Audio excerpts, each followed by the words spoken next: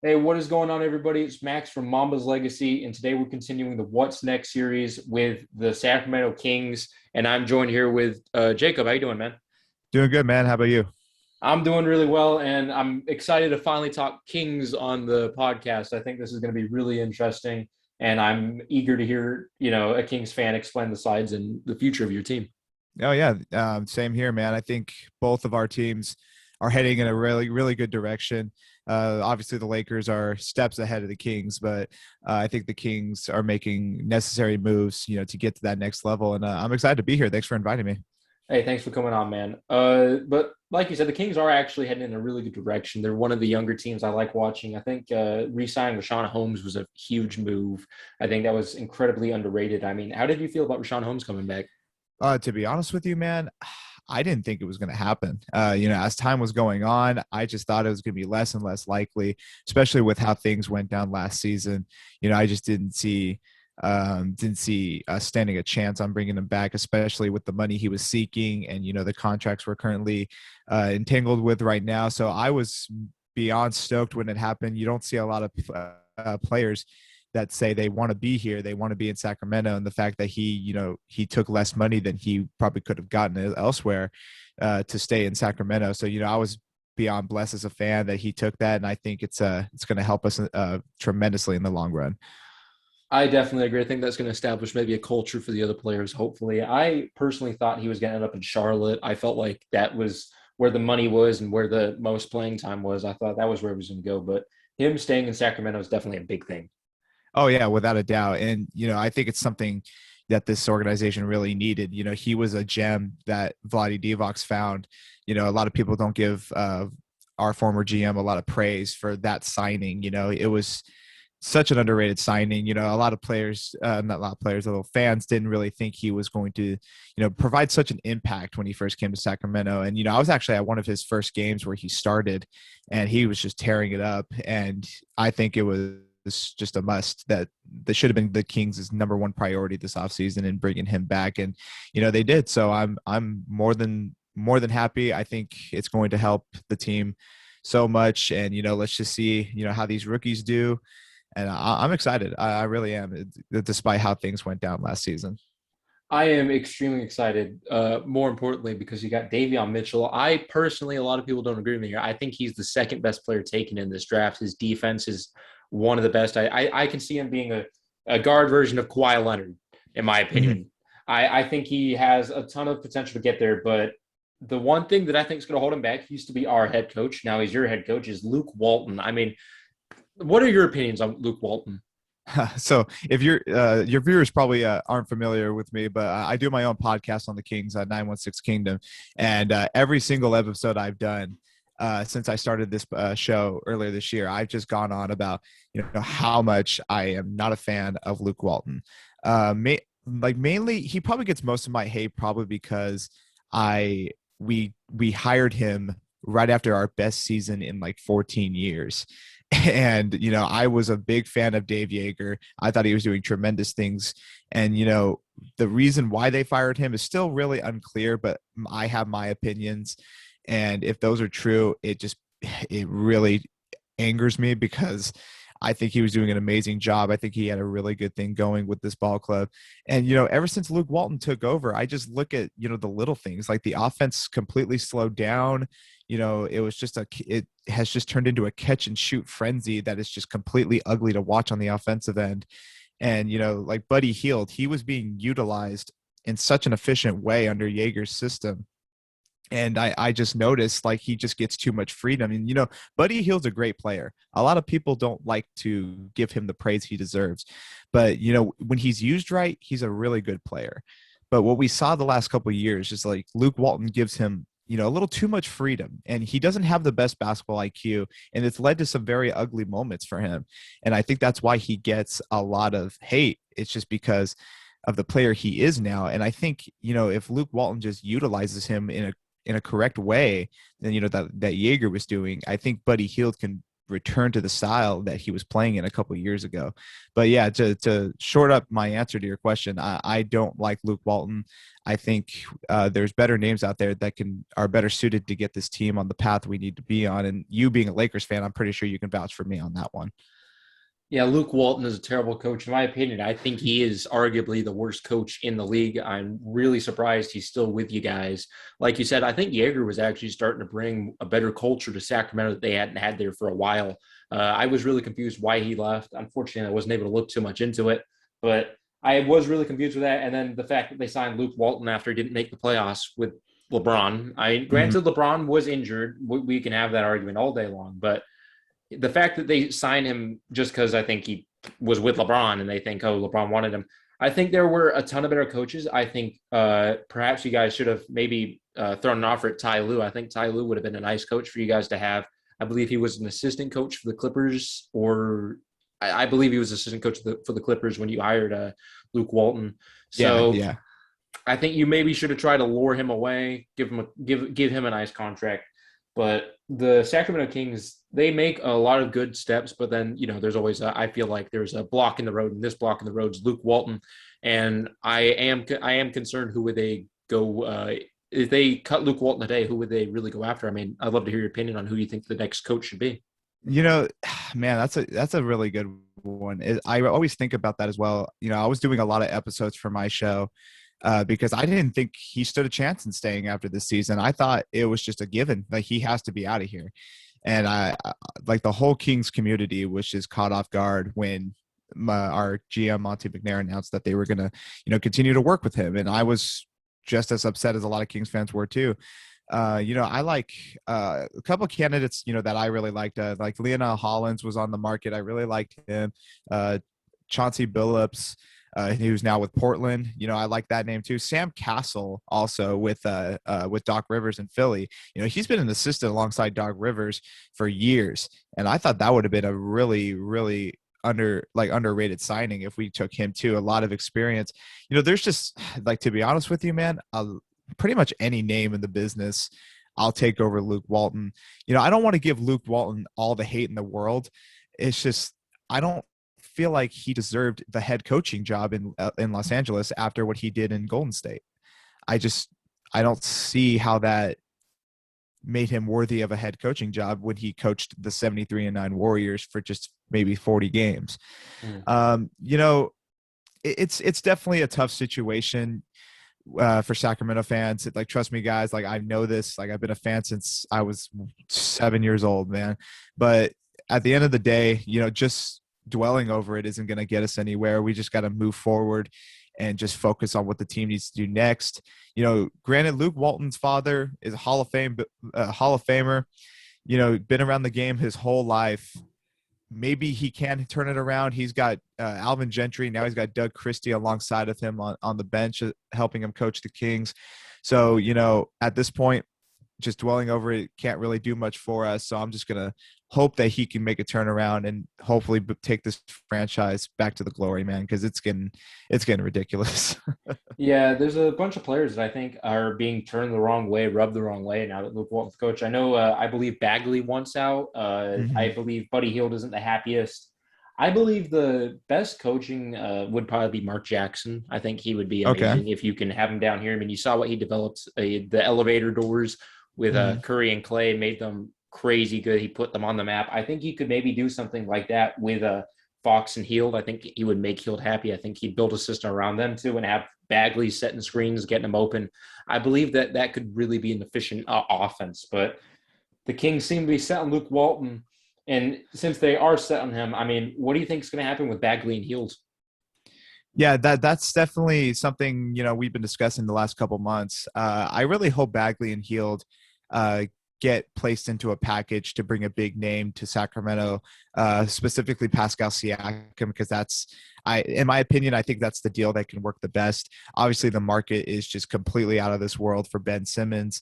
The Sixers wanted, both their picks, a couple of swaps, Wiseman and Wiggins, just for Simmons. And to be honest with you, that's just ridiculous. Like, I don't think Simmons is even worth the 4 picks. Mm-hmm. So I really hope that Monty could figure out a way to utilize Buddy and Bagley in a deal to get a big name to Sacramento, because I think that's something that this organization can really need. I think Siakam is the perfect fit. You know, he's under contract. We can shed some salary on Buddy's huge deal, give Bagley a fresh start, get his antics away from the team, and bring a fresh young talent like Siakam. I would really like to see that happen. But honestly, if the Kings can figure out a way to work it out with both of them, I'm still down for it. Like I like making this known that I did not want the Kings to take Luka when the draft. I wanted Bagley, and you know I don't like to give up hope on him so easily. I still think he can be that 20-10 guy that he was shown to be. Like, it's no offense to Luka, I thought he was a hell of a player, but you know, the Kings have had the worst luck in history when it comes to the draft. So I wanted that, and we didn't have a draft pick the next year. So I wanted them to take the safest approach. And I thought Bagley was that guy. And we had just signed Harrison Barnes, and we had Buddy Hield was playing out of his mind before that draft. So I thought, you know, Bagley was the safer choice. But, you know, there's a bunch of possibilities that can happen with the two. But I think my preferred way would be to like use them to get a big name over here. I definitely think Siakam would be an amazing fit to pair alongside Fox. I mean, let's be honest, the Kings have a ton of talent. I think Halliburton's really, really good. I think he's incredibly underrated. Again, Davion Mitchell, I think he's going to be great. And I mean, there's a lot of talent on this roster. I think Terrence Davis, I'm trying to read these guys off the top of my head. Terrence Davis is Yeah. bad. Kyle Guy isn't terrible. He can go off. I think he's had a couple 30 bombs, right? Well, actually, like, you'll probably be as shocked as I was, but Kyle Guy was actually released from the team, and I had no idea about this until a few days ago. During summer league, he was playing for the Warriors, and I'm like, whoa, whoa, whoa, what the hell's going on here? And he came out in an interview and said that the team released him, said nothing to him. And, you know, he was pretty much done dirty. And I'm pretty pissed off about it as well, because I think Kyle Guy, like you said, he can be a tremendous talent. And I don't think he just ever got the chances. So, yeah, just a little FYI there about Kyle Guy. But it was definitely a shitty situation for him. That's a shocker to me. I think Kyle Guy was one of the guys that had talent on this roster. Exactly. And I had no idea he was released. I was like, where did I miss this? Because I tried reaching out to him to get him on the show a month ago, and I'm like, I never saw anything about him being released. And usually the Kings social media, they post like thank you posts about anyone who leaves the team. They did for everybody except Kyle Guy. So I'm like, what the hell happened? I don't get it. That is extremely disrespectful. Yeah, I'm completely disappointed. Like, if something happened behind the scenes that we don't know about, then that's a different story. But if really nothing happened, I'm very disappointed in the organization, because it's not the first time they've done something like that to players. So I would definitely be upset about that. But to basically wrap things up around here, what is your perfect scenario for the Sacramento Kings going into this season, expectations, and then hopefully the best offseason plan? So when you say offseason plan, you mean like this offseason right now? No, Or, the offseason coming up after next season. oh, okay. So, you know, we did a discussion about this. My clear expectations, even if the team, you know, doesn't have as much talent as other teams in the West is as stacked as it is, I honestly think it's playoffs or bust this year for the Kings. And, you know, I say that because Fox is not going to waste his career here. And I don't want to do that to him like we did with DeMarcus Cousins. I feel like if the Sacramento Kings cannot make it into the playoffs this year, it's not going to be good. Like, the core that we have now is probably going to be wasted. So my perfect scenario is at least make it to the play-in. Like, if they can get into the play-in, like, I think as all Fox wants to see is a step in the right direction, you know. And if the Kings can get to the playoffs, even just sneaking in by the slightest, I think it's a complete win for the organization. You know, I really like what they did with Davion Mitchell. I think that was a tremendous pick as well. It did catch me off guard. I thought they were definitely going to go with a wing player, so I didn't even consider him being an option.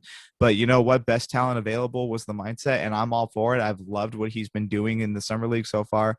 So to answer your question, my perfect scenario would to get this team to the playoffs. And I think that should not be the goal should not be anything less. And, going into that offseason, hopefully if the team can make a winning culture this year, get into the playoffs, maybe attract some big name free agents. That's basically why we can never strike gold in free agency, is because this team just can't seem to do anything right every year. So if we can build that culture that we had going a couple of years ago, get to the playoffs, I think we can attract some players for free agency and just continue building from there. And that's my perfect ideal situation for my Kings this year. So I kind of agree with them getting to the play-in. I believe their ceiling is maybe the ninth seed. I know that maybe would be a bit disrespectful, but every team in the West increases. The Houston Rockets, for example, they had one of the worst records in the league. There's summer league teams looking amazing. They have a bunch of talent. They made the right moves. Christian Wood, he was injured, missed a while. They lost 20 straight because of that. The West keeps getting more stacked. I believe the Kings haven't upgraded as much as the other teams. I agree with you. Yeah, I believe they made smart moves, but I'm not sure they're ready to run a marathon with some of these other teams. I believe that, especially with Luke Walton as your head coach, I believe that your ceiling can't be crazy high. I would honestly believe if it was any other coach, like even for example Steve Van Gundy, I think you'd be locked for an 8th seed. I think that would really boost you guys. Van Gundy is one of my favorite coaches, and I think he could really bring the best out of these players. But I see you guys maybe the 8th seed, and no 9th seed at most, kind of the ceiling. But I believe that there's a lot of potential coming into this offseason. Again, I do kind of agree with the playoff or bust. I believe if you bust it, you trade the guys, get some picks, try and restart the rebuild. I believe if that were to happen, you would be in a prime case to be one of those top rebuilding teams. I believe you'd be up there with the Thunder in position wise. Mm-hmm. Oh, my bad. Oh, no, go ahead. And I believe that the Kings will definitely, I believe, 5 years from now, I believe that they will be competing in the playoffs. Yeah, no, I agree with you. And I definitely agree with what you're saying. That you don't see us fit to make a marathon with this team. Yeah, I completely get that. And that's pretty much how I feel 90% about this season. But, the 10% that gives me hope is look at the Suns. They weren't even in the playoffs last year. Granted, they did get Chris Paul, but that team completely took off and went to the finals. The Hawks as well.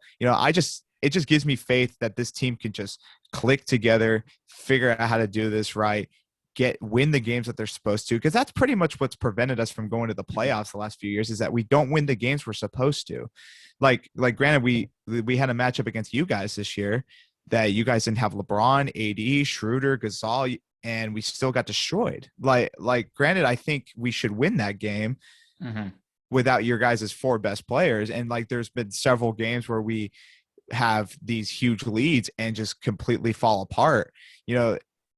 We missed the play-in by I think 4 games this year, and there was maybe more than 10 games where that happened. So, and we had 2 separate 9-game losing streaks with so many winnable games in there. So I feel like if this team can just click the way they're supposed to, I know how they can play. We all know how they can play. So if they just play the way they can and win the games they're supposed to, there's no reason why they shouldn't be a playoff team. And, that's my opinion on it. That's obviously my opinion on it.